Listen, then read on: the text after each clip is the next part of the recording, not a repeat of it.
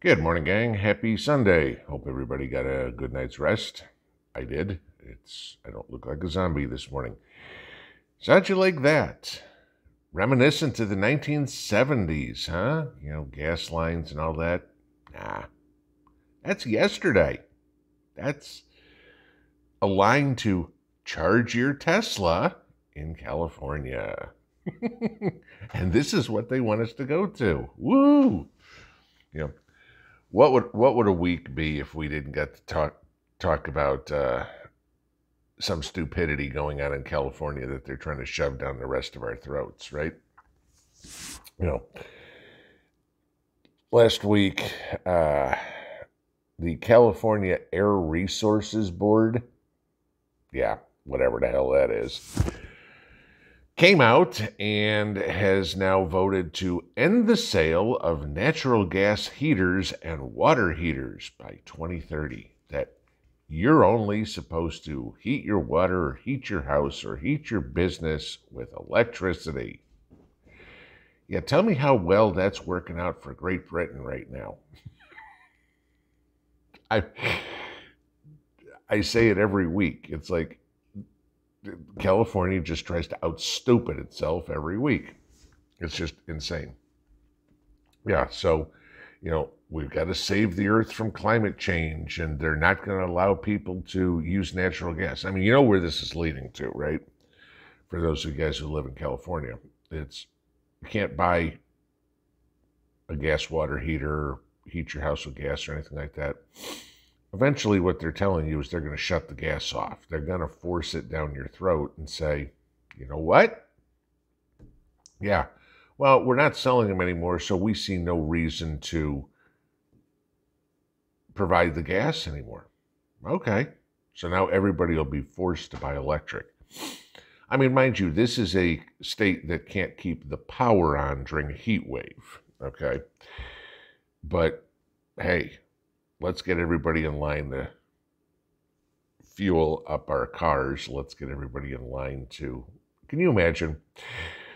Oh, it's going to be down in the 40s. It does get cold in parts of California, guys, just to let you know. Quite cold. I mean, I can remember being in Monterey wearing a parka in the wintertime, right? Because it was cold. Can you see this? Well, we're going to be allowed to charge our heater a day and a half from now. That's when the electric company said our block is going to have the power turned on. That's what's coming. Okay. And you're getting into a situation with all these... Sorry, it's morning and the voice never wants to work. You're going to get into a situation where these thermostats and everything like that, like happened in Colorado a month or so ago, where they're going to go, no. First, Second, and Third Street, yep, they're shut off for the next 2 hours. Fourth, Fifth, and Sixth Street will be after the next 2 hours after that. And that's where it's coming, okay? Because they can't generate enough power off of solar, wind, whatever, igniting the gas that comes out of Gavin Newsom's mouth, who knows. There's going to be an energy crunch. There's absolutely no doubt whatsoever that we're going to have one, right? If they continue to pursue these stupid ideas. Now, we've talked many, many times about what you can do alternatively, have your own generators, whatever it would be. Now, the question that keeps coming up as a prepper is, what should I have? Because again, remember this, even if, let's say by some act of God, that the world goes back to normal sometime between now and 2030, when this is supposed to take effect.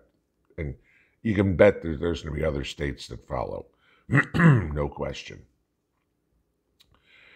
Hopefully, we will have a change in government, but this stuff's going to be on the books, and they're going to have to, do it unless a new Congress comes in California and repeals it. Highly doubtful. Okay. So what happens from there? I mean, it's a simple question. What do you do?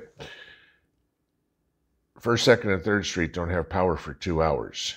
And all of a sudden, somebody walks down the street and sees your lights on because you were smart enough to have some sort of alternate power for your house. I want that. I talked last night about theft on my live stream and the theft that I had here sometime in the past week with somebody stealing a bunch of lumber out of my garage. Imagine what's going to happen with theft when power is limited. Let's just leave it there. And you have something. You have a gas generator, a dual fuel, a tri-fuel generator, a solar generator, whatever it would be. You have a light on. You have some way to heat your house. You don't think that the hordes are going to come to your house? Can you imagine a roaming group of hordes? First, Second, and Third Street don't have power. All right, we're going over to Fourth, Fifth, and Sixth. Up there, 2 hours is over. All right, everybody leave this house. Let's go over to First, Second, and Third Street now because it's their turn to have power and have heat. That's what's going to happen, okay? It's not going to be the stupid little millennial running around town going, where do I charge my phone? Where do I charge my phone? I mean, we make a joke about that, but it's going to be more basic necessity. And if something like this comes anywhere, right, can you imagine your neighborhood, your community, or whatever? Hi, Mary, can I come over and cook my dinner? Because you guys have power right now and we don't. I know tomorrow will be the other way around. You can come over here and cook your dinner. That's literally what we're going to. I mean, the proof is there that the power is not available.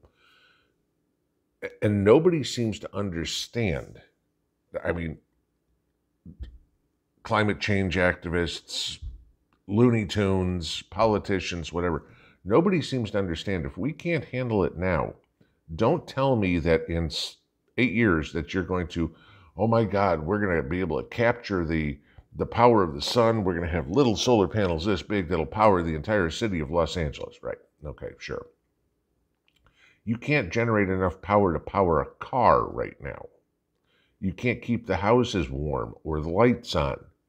But somehow, some way, we're supposed to expect that all the fuels go away. I mean, this is silly. Look at Europe right now. I mean, mind you, this was voted on this week.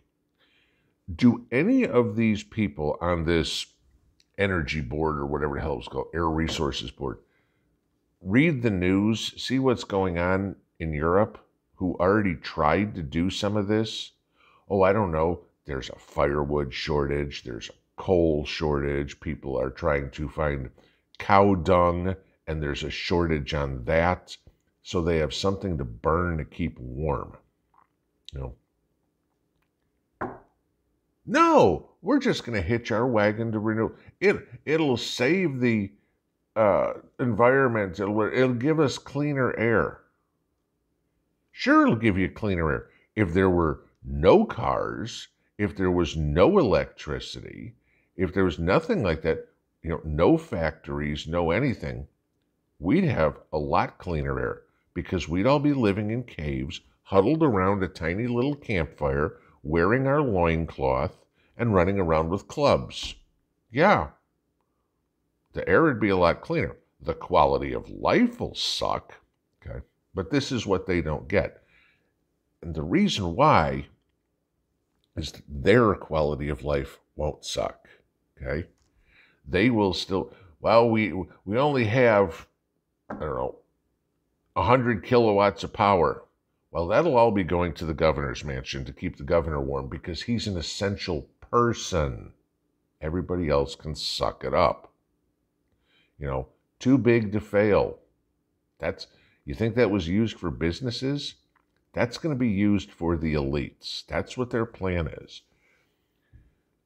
You, me, and everybody else need to really start meshing our preps, okay? and start thinking about how they work in conjunction with each other. You have tons of stacked food. Fabulous, okay? So do I. I applaud everybody who's had the foresight to do it, okay? But you need a way to cook that food or heat that food or do whatever would be. So you need to work your energy in conjunction with your food. But now that you have energy, you need to protect that. So now you need to work your security in conjunction with your energy, in conjunction with your food. You know, and I've mentioned many times, this is going to get to a point, and some of you have told me this, is you've already had stuff stolen out of your gardens. Okay? I mean, obviously, we're at the end of the garden season, we're at harvest season. This is when people are going to be doing this. Can you imagine you're going to have to, I mean, as silly as this is, you're going to have to post a guard on your gardens. You're going to have to post a guard on your power source, you know, because if you've got solar panels to charge your solar generators or whatever it is, you're going to have to put those outside. You can't leave them in the house. So you're going to have somebody protect those, because those will get stolen. You know, I don't care if they're bolted to your roof. Look at catalytic converters. They don't care. You know, you'll have two guys come up with AR-15s or whatever it is, and two guys with reciprocating saws and go, we're taking them or we're shooting you. We need to start thinking like the bad guys, because you get into a situation where, you know, we all see it. The criminals are always one step ahead of the law. That's just the nature. You make a law, the criminals figure a way around it, and then the law's got to catch up to it. It's going to be the same way in SHTF, except you and I are the law, okay? At least in our properties. You're going to have to figure out a way to stay one step ahead of the guys who are trying to stay one step ahead of you. The only way to do that is to think like them.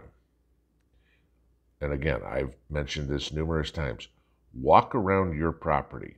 I mean, whether your apartment, your house, your homestead, your farm, your whatever, and go, if I was a bad guy, what would I do? How would I try to get to the cornfield? How would I try to get to the fuel depot? How would I try to get to the tool shed? Whatever it would be. And then you start building your, what's the word I'm looking for? Infrastructure around that, I guess. You know, figuring this out. Channeling ways so you have clear fields of fire. Security cameras, whatever it would be. This ain't coming, guys. This is here. We see on the news every day the craziness that is going on in the world with people walking down the street, smacking somebody in the back of the head and killing them, okay?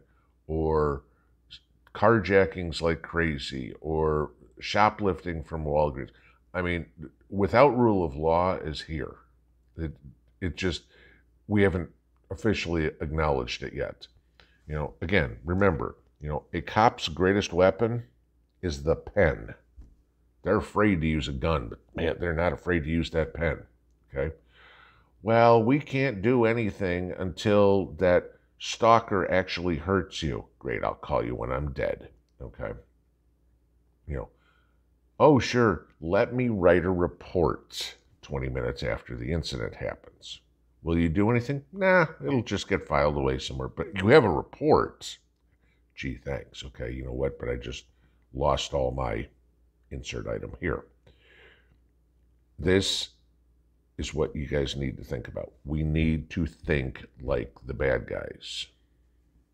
That's how you will figure out their moves before they do. I mean, nobody's going to call the people that march for BLM and Antifa intelligent, okay? Those two words do not belong in the same set of encyclopedias. But if you figure out how, okay, let's pretend I'm a stupid Antifa person and I want to get to my house, what would I do? Remember, by definition, they're lazy. They'll take the path of least resistance, as I've said all the time. That's human nature. Straight line, shortest distance. Fine. You set up that field of fire so when they're 100 yards out, you go, pink. One less Antifa bastard out in the yard. Okay? Feed them to the pigs. That's it. But this is what's going to happen, and this all ties together. If you don't have power, if you do have power, somebody else is going to want to take it from you. Whatever you have, somebody is going to want to take it from you, because there ain't going to be enough for everybody. You need to figure out how to protect what you have. And that's a whole lot more than, gee, Martha and I each have a 45 that we keep on our hip. That's great.